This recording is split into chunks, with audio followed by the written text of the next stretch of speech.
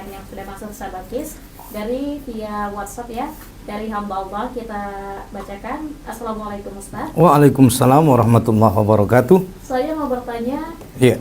apakah benar karma itu ada di dalam keluarga? Seandainya seorang ayah selingkuh dan tidak menafkahi anak dari selingkuhannya, terus sang anak perempuannya nikah, bagaimana yang diperbuat oleh sang ayah sama selingkuhannya? Seperti itulah yang dibuat suami dari anak perempuan ini. Nah, apakah itu disebut karma Ustadz? Dan berdosakah anak perempuannya kalau misalnya sang ayah sudah meninggal dan tidak mengikhlaskan kematian sang ayahnya karena karma tersebut yang didapatkan? Itu bagaimana Ustadz? Iya.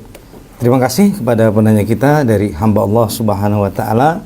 Ini pertanyaan yang luar biasa ya, satu pertanyaan tetapi banyak pertanyaan di dalamnya ya.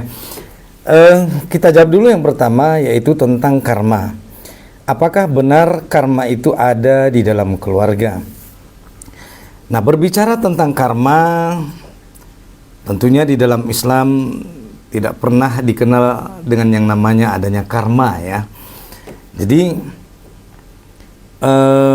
kalau ada permasalahan di rumah tangga yang kemudian misalnya permasalahan itu dialami orang tuanya, kemudian juga tak lama kemudian berselang beberapa tahun ke depan permasalahan yang sama juga dialami oleh anaknya, itu adalah sesuatu hal yang mungkin bisa-bisa saja terjadi ya.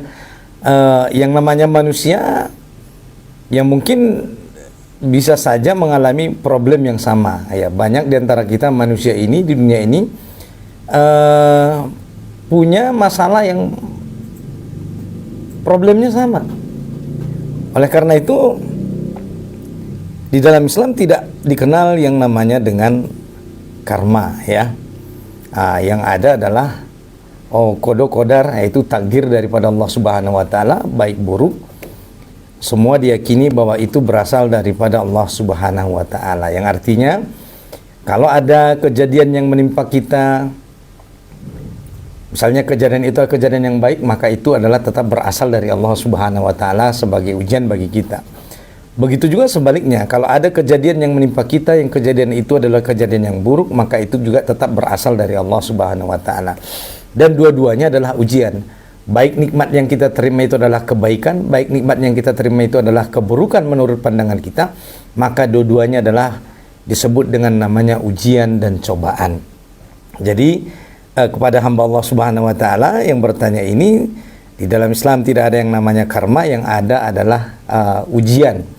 Sebagaimana kata Allah, wala nabluwannakum bisyai'in minal khaufi wal ju'i wa naqsin minal amwali wal anfusi was samarat wa basyiris sabirin.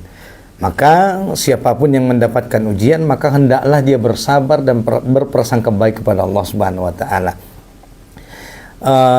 Jadi itu yang pertama ya.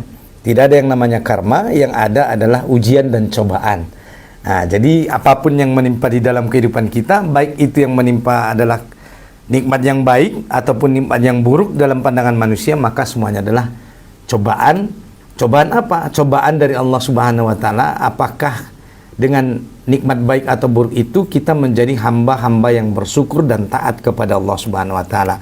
Oleh karena itu di sini kita berharap kepada hamba Allah yang bertanya tadi, berapapun cobaan bagaimanapun cobaan yang diterima, yang pernah mungkin dialami oleh orang tua dan dialami kembali oleh anaknya, maka tetaplah berprasangka baik dan berikhtiar dan tidak berputus asa dari rahmat Allah Subhanahu wa taala. Insyaallah dengan begitu maka dia akan bernilai pahala di hadapan Allah Subhanahu wa taala. Jadi dengan jelas saya katakan tidak ada yang namanya karma di dalam Islam ya. Itu yang pertama. Yang kedua pertanyaannya di sini kita lihat, seandainya ada seorang ayah yang selingkuh ya, waliyazubillah ya, mudah-mudahan seluruh keluarga kaum muslimin dilindungi Allah dari hal-hal yang demikian. Rumah tangga kita semua tentunya kita tidak berharap begini. Tapi kalau seandainya ada seorang ayah yang dia selingkuh, kemudian dia tidak menafkahi anak dari selingkuhannya, terus anak perempuannya itu nikah pula dari hasil selingkuhannya itu tadi. Dari hasil selingkuhannya tadi, anaknya perempuannya ini menikah lagi dan dia pun mendapatkan perlakuan yang sama dari suaminya sebagaimana dulu yang dilakukan oleh ayahnya kepada si ibu daripada anak ini tersebut. Maka apakah ini juga tetap disebut karma? Ya, karena berulang begitu ya. Karena ada kata berulang di sini, apa yang dialami oleh orang tuanya dulu ternyata dialami oleh juga si anak, dan mengalami hal yang sama juga, mendapatkan perlakuan yang buruk daripada suaminya begitu. Maka tetap saja ini kita sebut dengan tadi yang namanya ujian. Karena ujian itu kadang-kadang bisa datang dari luar, dan ujian itu bisa datang dari orang-orang terdekat. Bahkan pendengar obat hati yang dirahmati Allah, cobaan terberat itu adalah cobaan yang datang dari orang-orang terdekat seperti suami, istri, anak yang menjadi cobaan. Maka ini cobaan yang sangat berat. Dan kita tentu memahami bahwa penanya hamba Allah Subhanahu wa Ta'ala ini tentu menghadapi cobaan yang berat, Mbak Alisa. Kenapa? Karena mendapatkan cobaan dari orang-orang terdekat sendiri, bahkan orang yang seharusnya menjadi contoh dan disayangi begitu kan. Maka oleh karena itu, di sini kita tentu perlu bertanya, misalnya, ya seperti misalnya ya di dalam Islam tentunya yang namanya perselingkuhan adalah sesuatu yang dilarang oleh Allah Subhanahu wa Ta'ala dan Rasulnya. Ya, karena memang di akhir zaman ini banyak kita lihat kejadian bahwa rumput tetangga lebih hijau daripada rumput sendiri ya. Nah, disinilah kenapa Islam memerintahkan kita ghaddul basar, yaitu menundukkan pandangan agar tidak terkena yang namanya panah-panah syaitan yang selalu menggoda pandangan kita. Oleh karena itu, perselingkuhan adalah hal yang diharamkan oleh Allah Subhanahu wa Ta'ala, hal yang diharamkan di dalam Islam. Itu terkait dengan hukum selingkuhnya. Adapun misalnya dengan terjadinya perselingkuhan ini, wal iyauzubillah wal nauzubillah, kemudian dari situ lahir anak yang namanya anak perempuan, kemudian anak perempuan ini nikah, dan setelah anak perempuan ini nikah, kemudian mendapatkan perlakuan yang sama seperti apa yang pernah dilakukan oleh ayahnya kepada ibunya tadi, maka ini termasuk ujian yang besar di dalam rumah tangga. Oleh karena itu, ujian-ujian ini hendaklah disikapi dengan baik dan tetap berprasangka baik kepada Allah Subhanahu wa Ta'ala. Karena begitu ujian itu datang, tidak ada satupun hamba Allah Subhanahu wa Ta'ala yang diuji oleh Allah di luar daripada kesanggupannya. Karena Allah Subhanahu wa Ta'ala mengatakan, la yukallifullahu nafsan illa wus'aha. Allah tidak memberikan beban kepada seseorang melainkan dengan kesanggupannya.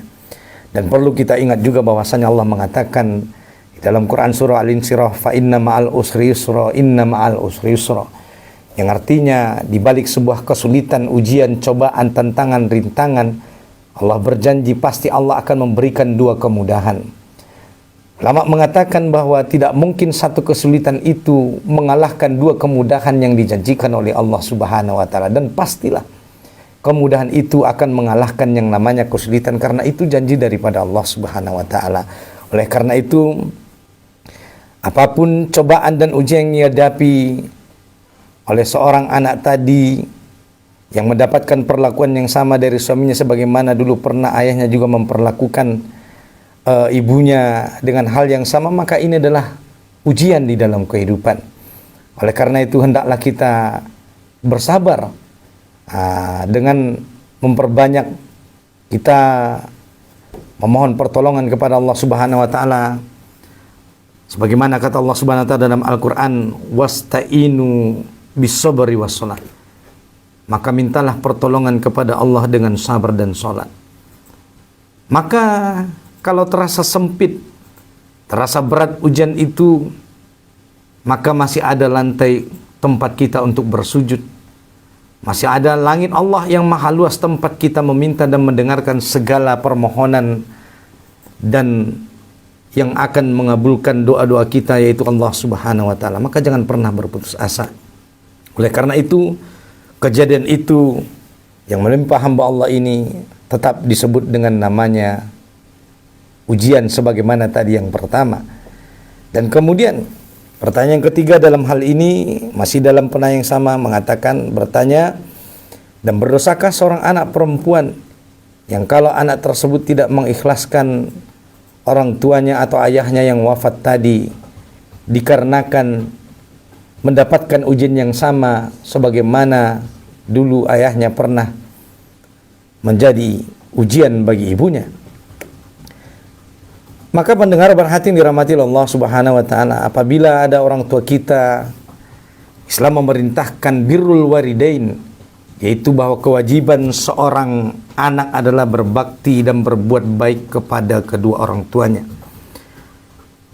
Bagaimanapun keburukan atau kelalaian atau mungkin kesalahan daripada orang tua di masa lalu, tetaplah kewajiban seorang anak, dia diperintahkan oleh Allah Subhanahu wa taala untuk tetap berbuat baik kepada kedua orang tuanya, dan ini perintah yang tegas daripada Allah Subhanahu wa taala.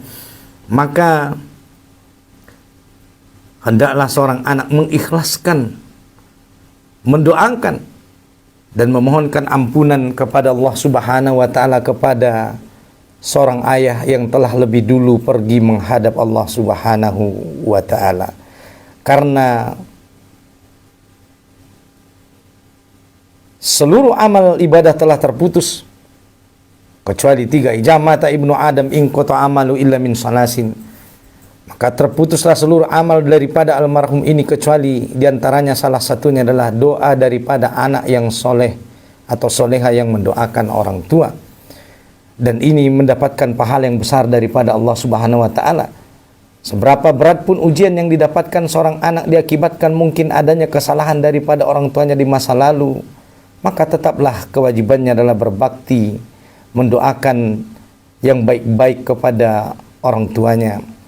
Sebab sebagaimana kita katakan tadi, Mbak Alisa dan pendengar berhati dirahmati Allah Subhanahu wa taala, banyak bangunan rumah tangga hari ini hancur dan mengalami kekacauan diakibatkan kita tidak bisa mengikhlaskan apa-apa yang seharusnya kita ikhlaskan, sehingga ini menjadi beban yang berat yang selalu menghantui, bahkan justru akhirnya ujungnya mendatangkan penyakit dan stres. Oleh karena itu, hendaklah seorang anak mengikhlaskan, memaafkan kesalahan-kesalahan daripada orang tuanya yang terdahulu, karena itu merupakan kewajiban dari seorang anak berbakti kepada orang tua. Karena kalau ada seorang anak yang tidak mau berbakti kepada orang tuanya, berbuat baik kepada orang tuanya, maka ini mendapatkan murka daripada Allah Subhanahu wa taala, dan mudah-mudahan terhindar daripada yang dikatakan namanya anak yang durhaka. Sebab kalau menjadi anak yang durhaka, maka ini alamat celaka, bukan saja celaka di akhirat, tetapi akan menjadi orang yang celaka di dunia. Dan mudah-mudahan kita semua juga adalah anak-anak daripada orang tua kita, dan mudah-mudahan kita bukanlah termasuk anak-anak yang durhaka kepada orang tuanya, tetapi adalah anak-anak yang senantiasa berbakti kepada orang tuanya, mendoakan kedua orang tuanya, sebagaimana dulu pernah dicontohkan oleh Nabi Ibrahim alaihissalam. Nabi Ibrahim alaihissalam dulu adalah seorang ayah yang menyembah. Nabi Ibrahim dulu mempunyai seorang ayah yang menyembah berhala, bahkan sebagai pembuat berhala. Tetapi Nabi Ibrahim mengatakan bahwa aku akan tetap memohonkan ampunan untukmu kepada Allah Subhanahu wa taala. Begitulah sikap seharusnya muslim dan seorang anak yang kita contoh. Oleh karena itu, hendaklah kita memaafkan dan mengikhlaskan kesalahan daripada orang tua kita, sebagaimana dulu Nabi Ibrahim telah mencontohkan bagaimana seharusnya seorang anak bertindak dan menyikapi daripada kesalahan-kesalahan orang tuanya. Bahkan kesalahan daripada ayah Nabi Ibrahim dulu adalah dosa besar, yaitu syirik, menyembah Tuhan selain Allah Subhanahu wa taala. Namun Nabi Ibrahim tetap berkata, aku akan tetap memohonkan ampunan untukmu kepada Allah Subhanahu wa taala. Maka tidak dikatakan seorang anak yang berbakti apabila dia tidak bisa mengikhlaskan kepergian daripada ayahnya. Maka hendaklah mengikhlaskan supaya kita tidak tergolong sebagai anak yang durhaka dan terhindar daripada anak yang mendapatkan dosa diakibatkan tidak berbakti kepada orang tua.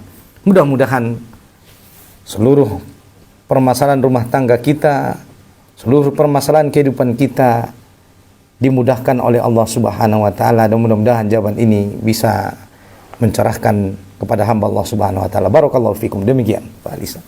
Nah Ustaz, kalau misalnya kan masih seputar pertanyaan dari hamba Allah ini. Iya. Kalau misalnya kan orang tuanya udah meninggal gitu ya Ustaz. Iya.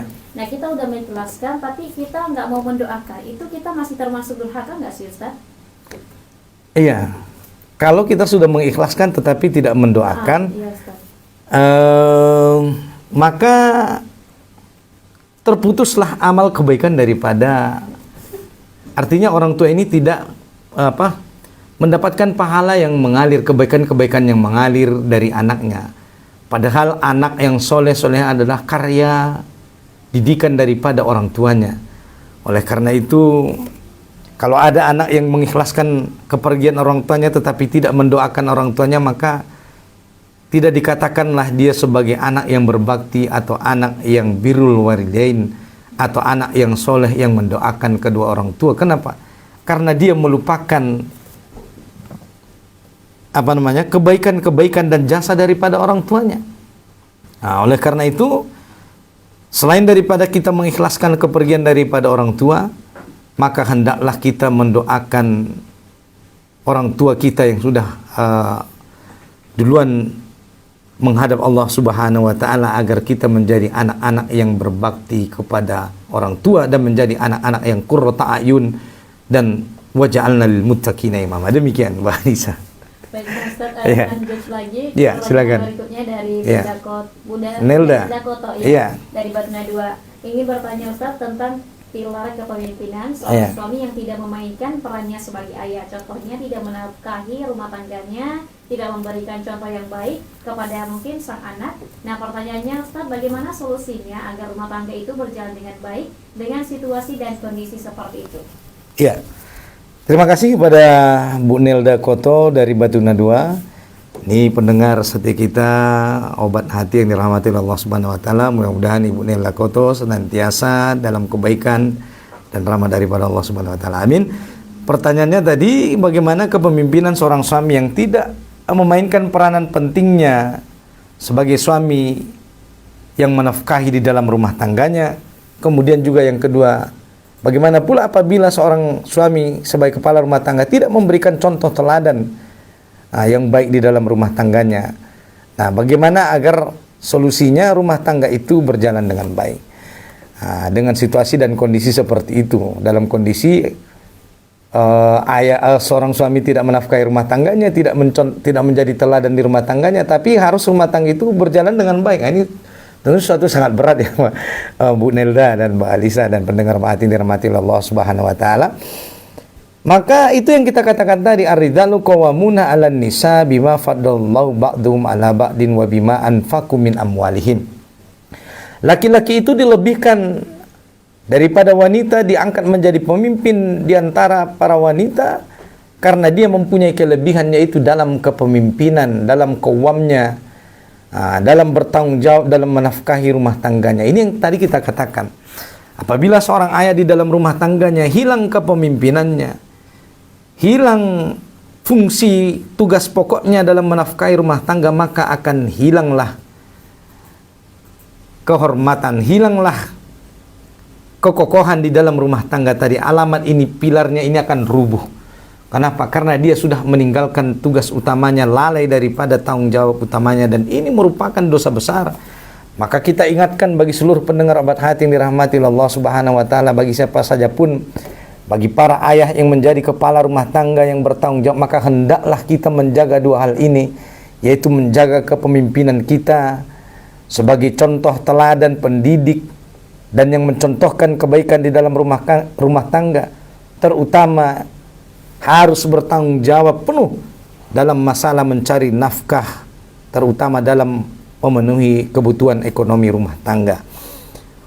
Karena kalau kita menyanyiakan hal ini sebagai laki-laki atau sebagai seorang ayah, maka ini adalah dosa-dosa yang amat besar di hadapan Allah Subhanahu wa taala, dan kelak kita akan ditanya tentang kepemimpinan dan tanggung jawab kita yang kita sia-siakan dan tidak kita tunaikan sebagaimana yang diperintahkan dan diwajibkan di dalam agama dan diwajibkan oleh Allah dan Rasul-Nya. Oleh karena itu, Seorang ayah yang tidak menafkahi rumah tangganya, maka ini adalah menjadi contoh yang buruk. Maka ini adalah dimurkai oleh Allah Subhanahu wa taala.